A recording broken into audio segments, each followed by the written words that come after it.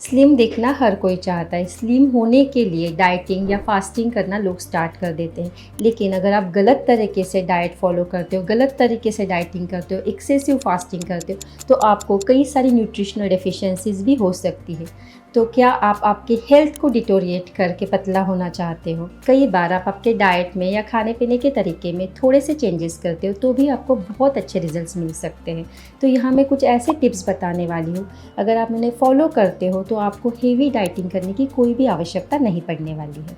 The first and foremost important rule is over eating आपको कभी भी नहीं करना है। जब भी आपको लगता है कि अराउंड 80% तक आपका पेट भर गया है, you have to stop eating there, भले ही खाना आपका कितना भी टेस्टी क्यों ना हो। I never recommend any particular pattern of dieting.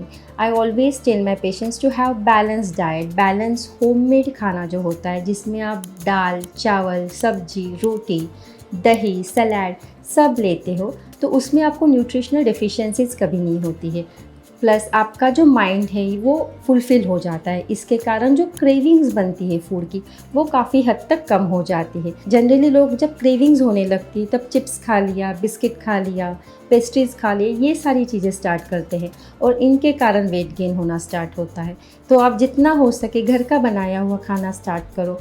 Have a mindful eating. Mindful eating मतलब आप जब खाना खा रहे हो तो आप उसमें प्रोटीन्स कितने ले रहे हो, कार्ब्स कितने ले रहे हो, क्या आपके डाइट में न्यूट्रिशनल फैक्टर्स इंक्लूडेड है या सिर्फ आप एम्प्टी कैलोरीज खा रहे हो, इनके ऊपर ध्यान देना बहुत ज़रूरी होता है। कई लोगों को दिन भर कुछ ना कुछ खाते रहने की आदत होती है, तो you have to stop that habit. Make a 5 meal diet plan, जिसमें आपका ब्रेकफास्ट, लंच और डिनर ये मेन डाइट रहेंगे।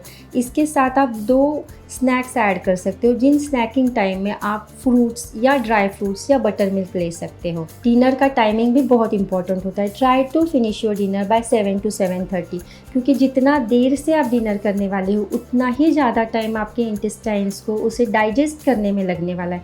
तो समझो अगर आप 12 साढ़े 12 बजे तक डिनर करते हो, बहुत लेट से खाना खाते हो, तो पूरी रात भर आपका स्टमक उसको डाइजेस्ट करने में लगा रहेगा। इससे ओबेसिटी, वेट गेन, ये सारी प्रॉब्लम्स बढ़ने लगती है। अगर आपका खाना लेट होता है then you should have more of the soup या लिक्विड डाइट। जब आप फ्रूट्स खाते हो तो होल फ्रूट्स खाना स्टार्ट करो, जिसमें आपको फ्रुक्टोज के साथ साथ आप फाइबर्स भी ले रहे हो। अगर आप फ्रूट्स जूसेस के फॉर्म में लेते हो then you are taking only fructose out of it, only sugar content आपका बन रहा है। और आप अगर केन्ड जूसेस ले रहे हो तो आपको सिर्फ और सिर्फ एम्प्टी कैलोरीज मिल रही है, उसमें सिर्फ ग्लूकोज होता है। You are not getting any nutritional benefit out of it. So avoid taking juices in all forms. जब आप रोटी खाते हो तो ट्राई टू हैव मल्टीग्रेन का रोटी या तो फिर जवार या बाजरे का रोटी, बिकॉज जवार या बाजरे का रोटी बहुत हेल्दी होता है कंपेयर टू योर गेहूँ या चावल। Stop eating instant meals, instant noodles, instant pasta. जो स्टोर्ड फूड होते हैं इनमें बहुत ज़्यादा प्रिजर्वेटिव्स होते हैं, इनमें कैलोरीज कई गुना अधिक होती है, इनका न्यूट्रिशनल वैल्यू ऑलमोस्ट ज़ीरो रहता है। So don't pile up calories by eating this kind of food. जब भी आप खाते हो तो सोचो कि उसमें आपको कुछ न्यूट्रिशन मिल रहा है कि सिर्फ आप आपका वज़न बढ़ाने का काम कर रहे हो। वाइट शुगर, एक्स्ट्रा सॉल्ट, मैदा, इनसे दूर रहना। मैं ये नहीं कहती हूँ कि खाना आपको बंद करना है, आपको खाना है, लेकिन उसके क्वांटिटी पे ज़रूर ध्यान देना है। ओवर खाना, एक्सेसिव खाना, कंटिन्यूसली खाते रहना, ये सारी चीज़ें आपको स्टॉप करनी है। इसके साथ हाइड्रेट रखना बहुत ज़रूरी है अपनी बॉडी को। At least have 8 to 10 glasses of water per day. कभी कभी हमें सिर्फ प्यास लगती है लेकिन हमें वो समझ नहीं आता है कि we are just thirsty and we keep on eating something at that point of time. So keep your body hydrated. Take rest properly. 6 to 8 hours की नींद लेना बहुत ही ज़रूरी होता है।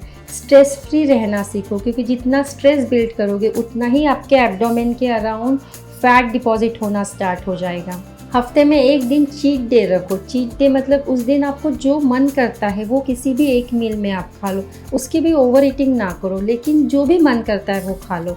तो उससे क्या होगा कि आपकी जो बार बार की रोज़ की क्रेविंग्स होती है वो कंट्रोल में रहेंगी। उस खाने के बाद जब आप नेक्स्ट मील लेते हो तो वो थोड़ा सा लाइट रखो, उसमें आप आइदर सूप या सलाद ही लेना। तो इस तरह से अगर आप फॉलो करते हो तो आपको आपका पसंदीदा खाना छोड़ने की भी ज़रूरत नहीं पड़ेगी, आप उसे खाकर भी वेट लॉस कर सकते हो। और सबसे लास्ट और most important thing is walk. Walking बहुत ज़रूरी होता है।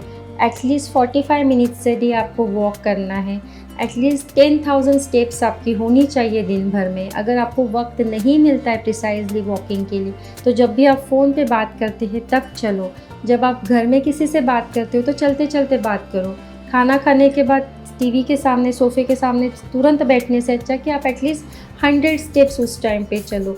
So keep walking, keep your body active. अगर आप आपकी बॉडी को एक्टिव रखते हो तो आपकी बेसल मेटाबॉलिक रेट भी हाई हो जाती है। इससे आपका वज़न कम होने में या कंट्रोल में रहने में बहुत मदद होती है। I hope you like this easy to follow tips for the diet. Thanks for watching. Do like, share and subscribe to my channel. Bye and take care.